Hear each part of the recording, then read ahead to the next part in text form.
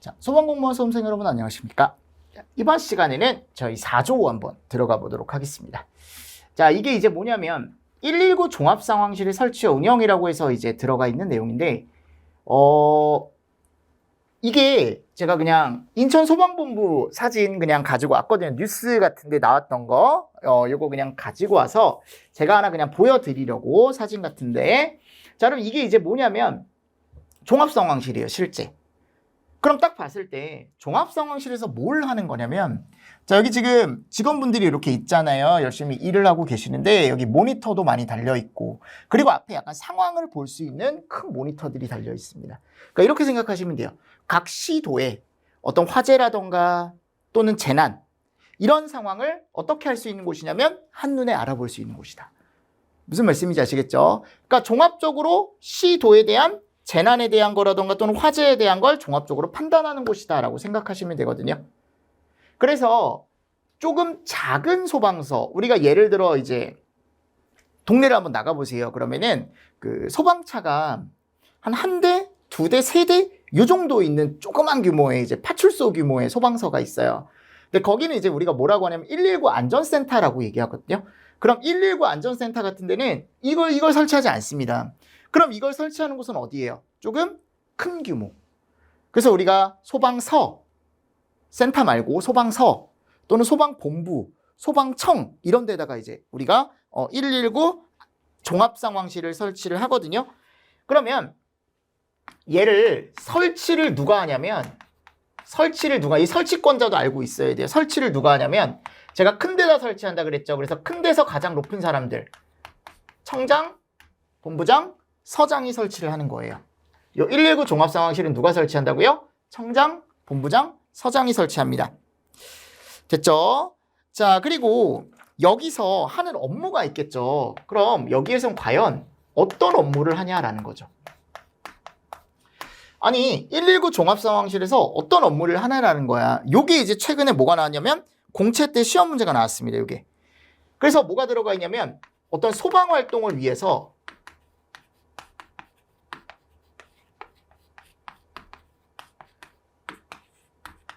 정보를 수집합니다. 또는 이걸 가지고 이제 판단을 해요. 그러니까 정보를 수집해서요. 이 정보가 진짜 맞는 내용인지. 맞습니까? 수집하고 판단하고 분석도 하고요. 그리고 뭐까지 하냐면 전파까지 합니다. 그러니까 결국 이 정보를 어떻게 하냐라는 거예요. 이 정보가 뭘까요? 화재가 났는지 또는 재난이 났는지 또는 그 상황이 어떤지 이런 것들에 대한 이제 정보 수집, 판단, 분석, 전파까지 관리를 한다라는 거고, 그리고 소방 활동을 위해서 그 지역의 어떤 상황 관리까지 딱 세 가지가 들어가 있거든요. 상황 관리 들어가 있고, 그리고 현장 지휘와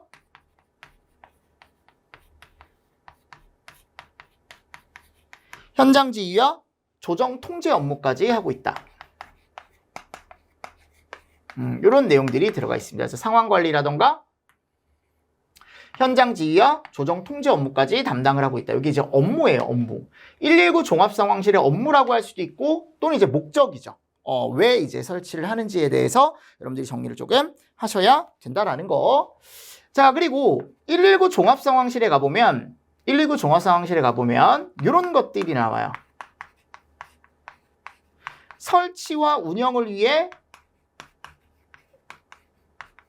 필요한 사항이라는 게 나오거든요. 그러니까 조금 자세한 내용이 이제 들어가 있는 거죠. 근데 이 자세한 내용이 어디에 들어가냐면 여기 들어가요.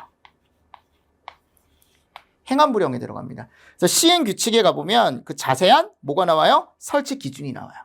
그러면 그 설치 기준에 가장 대표적으로 이제 첫 번째 갔을 때 설치 장소. 여러분, 설치 장소는 어디다 설치할 것 같아요, 느낌이? 제가 아까 조그만 곳에 설치 안 한다 그랬죠? 그럼 청장이 있는 곳, 청, 본부장이 있는 곳, 본, 서장이 있는 곳, 서, 이런 데다 설치하는 거예요. 그럼 설치 장소에 내가 설치를 해놓고 여기다가 인력만 놓을 수는 없잖아요. 그죠? 인력도 있어야 되지만 또 뭐도 있어야 돼요? 장비도 있어야 될 거 아닙니까? 여기다 쓸게요. 인력과 장비 기준이 나와요. 자, 무슨 기준이 나온다고요? 인력과 장비 기준이 나옵니다. 그러면 기본적으로 일단 누가 있어야 되냐? 인력으로 전산이나 통신 요원이 있어야 되고, 누가 있어야 된다고 여러분들? 전산이나 통신 요원이 있어야 되고, 그리고 장비는 기본적으로 유선이나 무선으로 통신할 수 있는 설비들이 다 있어야겠죠. 그죠? 사람, 장비 있어야겠죠? 그러면 이 종합상황실은 이런 인력이나 장비를 몇 시간 동안? 24시간 동안 상시 볼 수 있어야 돼요. 왜냐하면 언제 불이 날지 모르잖아요. 그쵸? 그 예상 못 하잖아요, 여러분들. 언제 불 날지. 이런 것들이 이제 나와 있습니다. 이런 것들이 나와 있고, 이런 것들이 나와 있고. 자, 세 번째 갔을 때 상부 보고사항이 나와요. 그러니까 원래는 종합상황실의 실장이라는 사람이 있거든요. 여러분들 종합상황실의 실장이 누굴까요? 119 종합상황실에서 가장 지위가 높은 사람 얘기하는 거 아닙니까? 그 실장의 업무나 이런 게 나와요. 근데 그런 것들은 나중에 한번 읽어보시면 되고, 중요한 건 뭐냐면 119 종합상황실의 실장이 상부에 보고를 해야 되는 내용이 있어요. 즉 내가 아까 설치할 수 있는 곳이 세 군데라 그랬죠. 청, 본, 서에 설치를 하는데, 청본서에 설치를 하는데, 만일 소방서에서 화재가 난 걸 발견을 했어요. 근데 이 규모가 어때요? 어마어마한 거예요, 여러분들. 그러면 피해가 규모가 어마어마하니까 이 서에서는 어떻게 해야 돼요? 위로 보고를 해주는 거죠. 상부니까, 그 상부, 본부에. 자, 본부에서 만일 이거를 또 보고를 받았어요. 그럼 또 여기서는 어떻게 해야 될까요?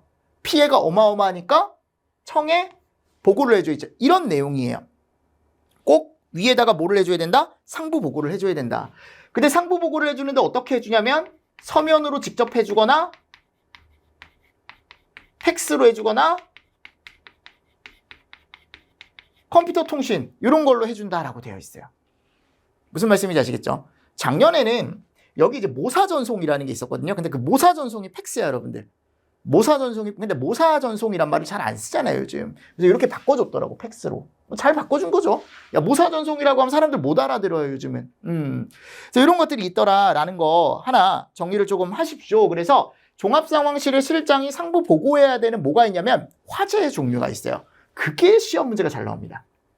아니, 예를 들어 그냥 일반 가정집에서 전자레인지에서 불이 났대요. 응? 근데 거기서 불이 났는데 그게 그냥 꺼졌어. 여러분들 얼마 안 가서. 뭐 옆집을 태운 것도 아니고요. 야, 이런 화재까지 보고를 할 필요가 있을까요? 얼마나 바쁜데, 그죠? 그런 건 알아서 처리해. 맞잖아, 여러분들. 그러니까 조금 어떤 거 이제 규모가 큰 화재들을 가지고 이제 우리가 상부에 보고를 해주는데 일단은 이게 엄청 많아요. 상부 보고 화재가. 근데 시험 문제 나왔던 건 뭐가 나왔었냐면 항상 숫자 들어간 거. 그래서 사망이 5명 이상 됐거나 화재로 인해서 사상자가 10명 이상 발생했거나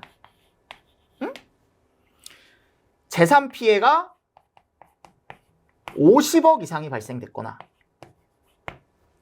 무슨 말씀인지 아시겠죠? 그리고 화재로 인해서 집을 잃어서 이재민들 있죠. 이재민들. 자, 이재민들이 몇 명 이상 발생했거나 100명 이상 발생했거나 저는 이 4개는 세팅을 해두셔라 라고 말씀을 드립니다. 꼭 1회독 때. 왜냐면 이것만 기출이 됐었어요. 지금까지는. 근데 당연히 이거 말고도 여러 가지가 있겠죠. 엄청 많아요. 여러분들 거의 본문에 가보시면 이게 이제 제가 몇 쪽에 넣어놨냐면 10페이지에 가보면 규칙 제3조에 가보세요. 규칙 제3조에 가보면 거기 요 내용이 나와 있어요. 종합상황실의 실장은 서면, 팩스, 컴퓨터 통신 등으로 각각의 소방, 종합상황실의 상부, 종합상황실을 각각 보고해야 된다라고 해가지고 강목 1에 해당하는 화재라고 해서 쭉 나와 있죠. 그죠? 근데 그거 외에도 여러 가지가 있다라는 거죠. 그러면 이거 외에 자, 몇 가지만 제가 써드릴게요. 학교에서 화재가 났대요. 보고해야 될 것 같지 않아요? 느낌으로 봐봐요. 여러분들 학교에서 화재가 났대. 일단은 이거는 이제 일반 어떤 기업이나 이런 게 아니잖아요. 여러분들 국가 쪽에서 이제 관리하는 시설이다 보니까 당연히 여기는 이제 뭐를 해야 돼요? 우리가 보고를 해줘야 되는 거예요. 여러분들. 그리고 학생들이 많으니까 또 지하로 시작되는 것들 있죠. 왜냐하면 지하는요. 여러분들 불이 나잖아요. 그럼 규모가 어떨까요? 어마어마하게 큰 거예요. 여러분들. 무슨 말씀이지? 어마어마하게 큰 거예요. 왜냐면 지하라는 건 일단 소방대가 진입하기도 힘들고 그 안이 뭐가 안 될 뿐더러 환기도 잘 안 될 뿐더러 무슨 말씀인지 아시겠죠? 그러니까 이런 것들 때문에 위험성 때문에 꼭 뭐를 해줘야 된다? 상부 보고를 해줘야 된다. 그래서 지하철, 뭐 지하구, 지하가, 뭐 지하상가 이런 거 있잖아요, 여러분들. 무조건 상부 보고 해야 된다라는 거. 그리고 문화재. 이런 것들은 느낌상 오지 않나요? 나 오던데 이런 건. 왜냐면 문화재는 국가에서 관리하는 거니까, 그죠? 타면 피해가 클 것으로 예상이 되니까 이런 것들에 대한 보고를 해줘라라고 되어 있고, 그리고 숫자 들어간 것들이 있어요. 숫자. 저는 숫자 들어간 거 중심으로 보시면 된다라고 얘기를 하거든요. 건물이 몇 층 이상이래요? 건물이 11층 이상이면 그만큼 피해 규모가 어떨까요? 좀 크지 않을까요? 그렇죠? 그리고 위험물 제조소 등이라는 곳에서 3,000배 이상의 위험물을 저장하고 있대. 몇 배요? 3,000배. 그러니까 그만큼 많은 양의 위험물을 저장하고 있다라고 생각하시면 되고, 연면적이 15,000 이상이래요. 연면적이 얼마 이상이요? 15,000 이상인 어떻게 보면은 공장만 여러분들 생각을 하시면 돼요. 공장. 연면적이 15,000제곱 이상인 공장에서 불이 나면 우리가 또 상부에 보고를 해줘라 라고 되어 있습니다. 상부에 보고를 해줘라 라고 되어 있고, 선박인데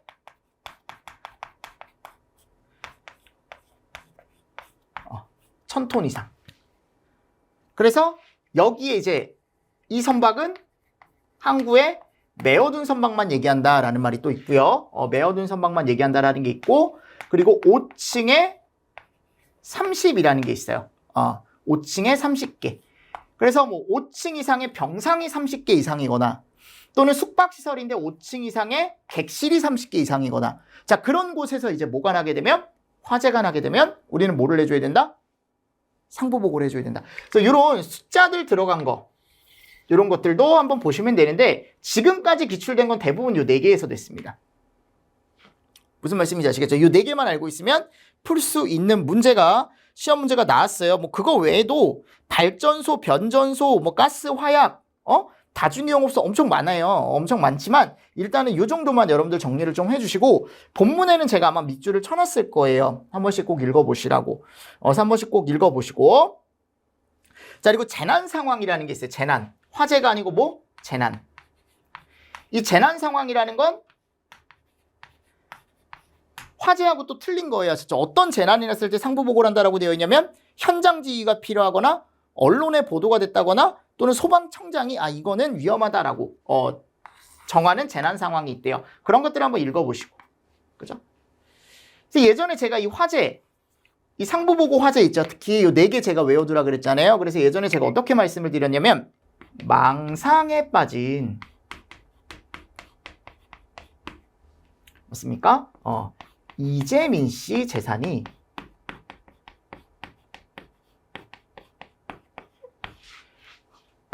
50배가 돼서 우리가 50배가 돼서 50억이 됐다. 뭐 이런 식으로 제가 예전에 학생들한테 말을 했었거든요. 어차피 여기가 보면 이 2개 순서가 좀 바뀌어야 돼요. 그래서 망상에 빠진 이재민 씨 재산이 50배가 돼서 얼마가 됐다? 50억이 됐다. 이런 식으로 제가 말씀을 드렸었는데 반응이 썩 좋지 않아서 하진 않고 있는데 근데 이거 기억하기 괜찮아요. 이런 거. 그래서 예를 들어 사망, 사상, 이재민 재산에 대한 게 들어간다라는 거 결국 요 상부 보고 사항에.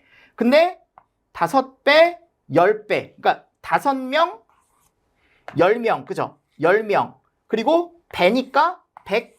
그리고 얼마? 50억. 이런 식으로 외워두고 가라라고 제가 항상 강의할 때 그렇게 이제 말씀을 드립니다. 아셨죠?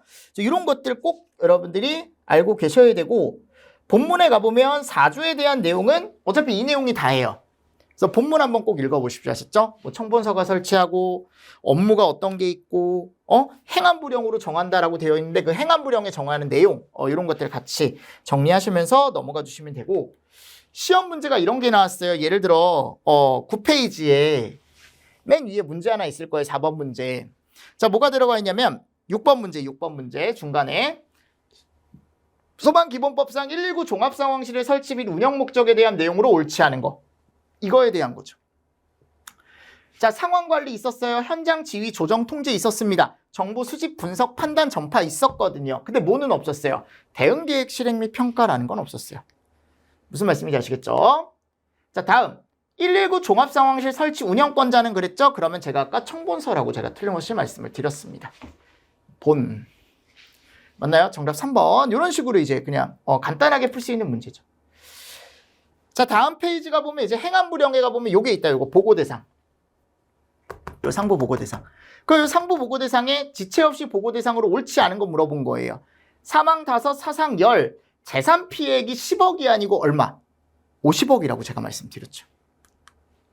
119 종합상황실의 즉시 보고사항이 아닌 것은 그랬어요. 똑같은 문제입니다. 사망 5, 재산 피해액 50. 지금 이재민이 50명이 아니고 몇 명이에요, 이게? 100명이라고요.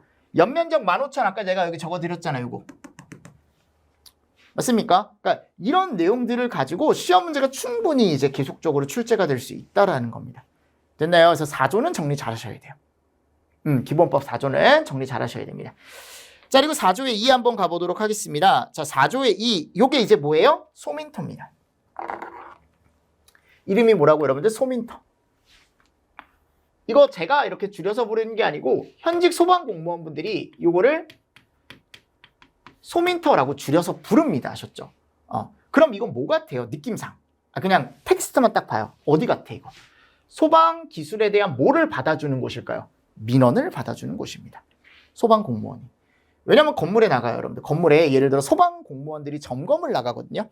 소방공무원들이 점검을 나가면 뭐에 대해 이제 지적을 하려고 가는 거니까, 그러니까 지적을 하려고 간다기보다 법적으로 법을 제대로 지키고 있는지 가는 거잖아요, 그죠?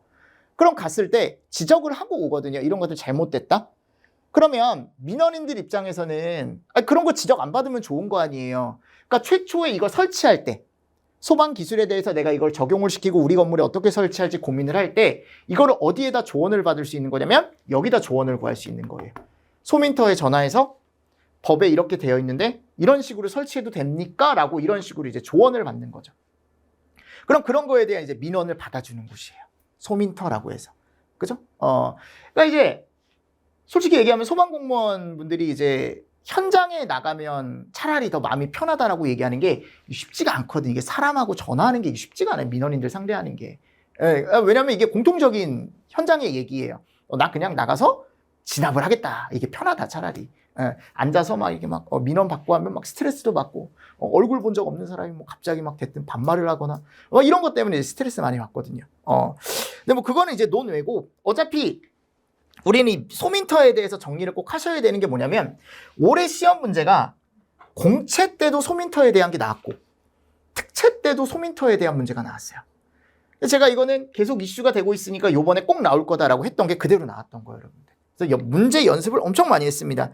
그 안에 뭐 계속 이제 나왔던 문제가 똑같이 나왔으니까 어려운 문제는 아니었는데 자, 요게 이제 뭐냐면 우리가 소민터는 그러면 설치를 누가 하고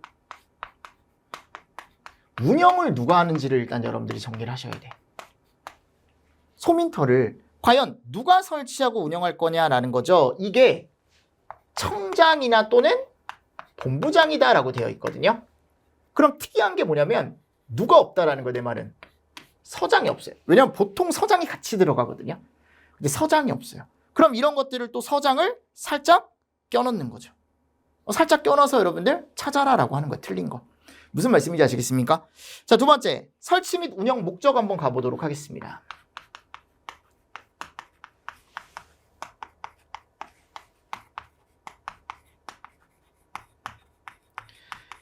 그럼 얘를 왜 설치하고 운영을 하냐라는 거죠. 과연. 그래서 제가 아까 얘기했지만 결국 법령 해석에 대한 민원을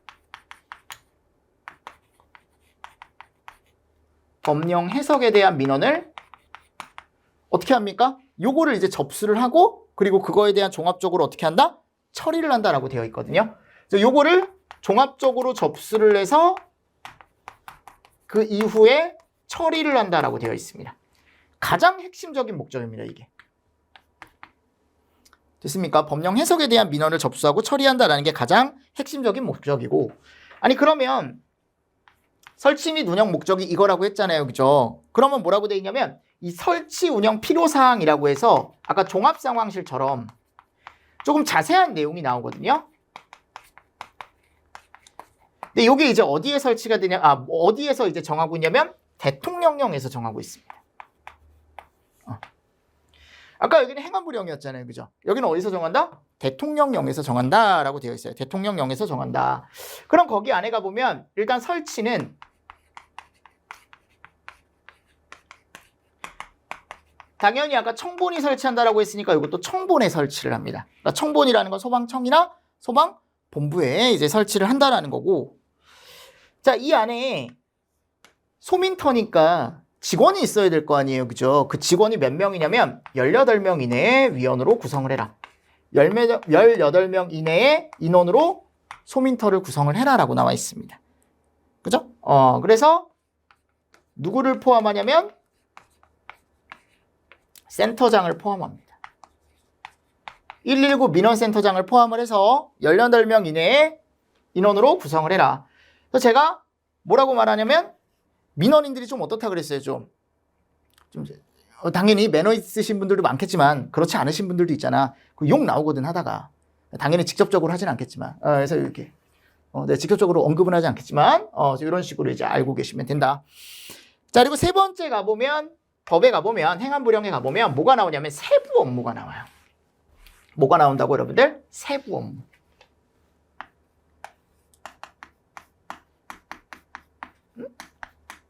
그럼 이 세부 업무는 뭐냐면 아까 제가 결국은 이게 운영 목적이라 그랬잖아요. 그럼 이걸 통해서 조금 더 세부적인 업무를 어떤 걸 하는지가 이제 쭉 나와 있거든요. 법에 가보면.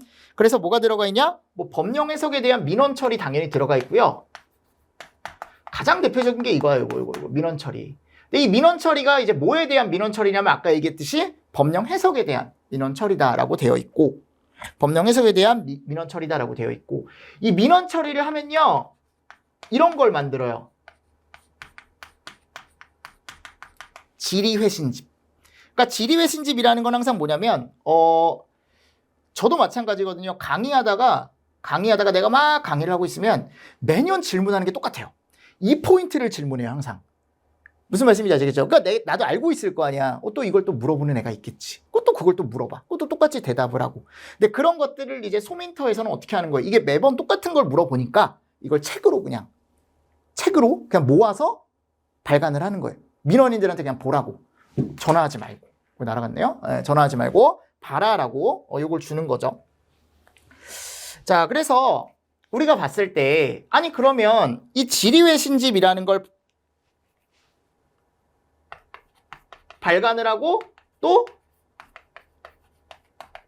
해설서라는 걸 발간을 해야 하셨죠. 요거 발간하는 게 이제 어떻게 보면 또 하나의 세부 업무다. 라는 거 하나 알고 계시고요. 자, 그리고 뭐 정보 시스템에 대한 운영 관리를 한대요.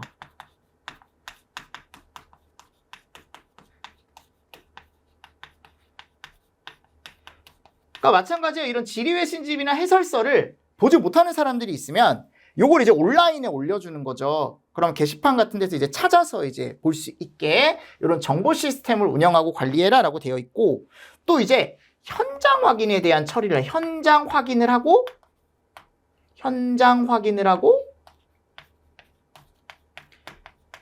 그에 대한 뭐 처리를 해줘라라고 되어 있습니다. 그러니까 세부 업무에 대한 건 여러분들이 한번 읽어보시면 될 것 같고 자 그리고 네 번째 갔을 때 청보는 뭐를 할 수 있다라고 나와 있냐면 소방 공무원이나 직원을 파견 요청할 수 있다라고 나와 있습니다.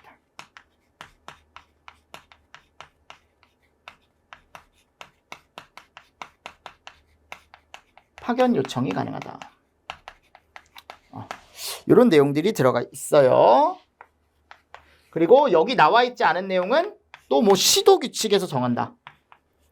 여기 나와 있지 않은 조금 더 자세한 내용은 뭐 시도 규칙으로 정한다. 시도 규칙이라는 말이 특이하게 하나가 들어가니까 이런 것들 같이 보시면 되는데 문제는 그렇게 어렵지 않았어요. 요번에 나왔던 두 문제가 다.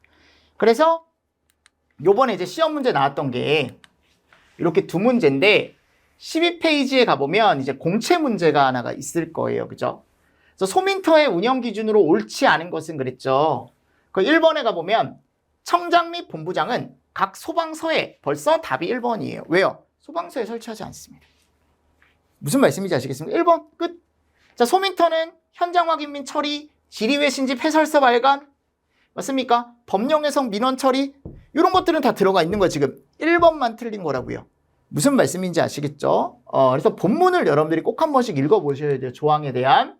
자, 다음 또 나왔던 거야. 이게 왜냐면 22년도에만 나왔던 게 뭐냐면 21년도에는 이 내용이 없었어요. 근데 22년도에 새로 생긴 법인데 바로 나왔다라는 건 그만큼 중요하다라는 거예요, 여러분들. 자, 기본법 및 같은 법 시행령상 소방기술민원센터 내용으로 옳지 않은 거. 1번 맞죠? 포함하여 18명 이내 구성. 2번 소민터는 소방기술민원과 관련된 업무로서 청장이나 본부장이 필요하다고 뭐 잘 모르겠으면 일단 넘어가요. 자, 세 번째 가볼게요. 소방기술민원센터장은 민원센터장이라는 사람은 법에 안 나와요, 여러분들. 아까 제가 뭐라고 했냐면 이렇게 소속 공무원이나 직원 파견 요청할 수 있는 사람이 누구다? 청장이나 본부장이라 그랬죠. 근데 지금 누구래요? 민원센터장이라 그랬죠. X.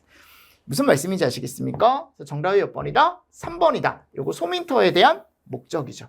그래서 여러분들은 꼭 거기 가보면 4조의 2라는 조항 있죠? 4조의 2라는 조항을 꼭 한 번씩 읽어보셔야 됩니다. 1항이나 2항. 그리고 거기 밑에 가보면 대통령령에 들어가 보면 설치 운영에 관한 사항 들어가 있죠? 다 같이 한번 읽어보시고 넘어가 주시면 되지 않을까라고 생각을 합니다. 이런 문제가 나왔었어요. 자, 그리고 5조에 가보면 뭐가 나와요? 박물관이 나옵니다. 그러니까 박물관 등이라고 했으니까 이게 박물관뿐만이 아니고 뭐 다른 것들도 이제 얘기를 하고 있거든요. 그 다른 게 뭐냐면 체험관을 얘기하고 있습니다. 그래서 이 안에 들어가 보면 소방 박물관에 대한 내용이 들어가 있고요. 그리고 소방 체험관에 대한 내용이 들어가 있습니다. 아셨죠? 무슨 말씀인지 아시겠습니까? 이 내용 안에. 그래서 1항에 가보면 소방청장은 소방박물관을, 시도지사는 소방체험관을 설립 운영할 수 있다. 그래서 일단은 여러분들이 정리하실 건 얘부터 정리하셔야 돼. 설립 및 운영이라고 해서 아니 그럼 과연 박물관은 누가 설립 운영하고 체험관은 누가 설립 운영하냐 요거부터 구분을 하셔야 되는데 박물관은 청장이 설립 및 운영을 하고요. 체험관은 시도지사가 설립 및 운영을 합니다. 무슨 말씀인지 아시겠죠? 요거 시험 문제 나왔었습니다. 아셨죠? 그래서 청박이 시체다.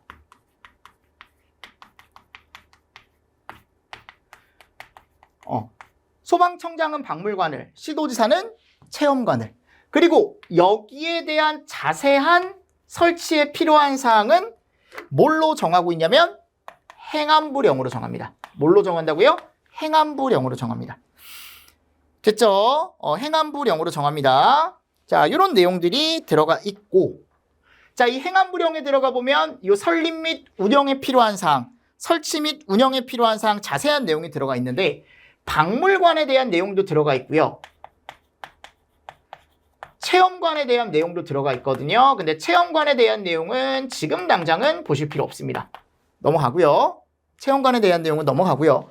자, 박물관에 대한 내용에 가보면 인원이 들어가 있거든요. 그래서 박물관장이 1인,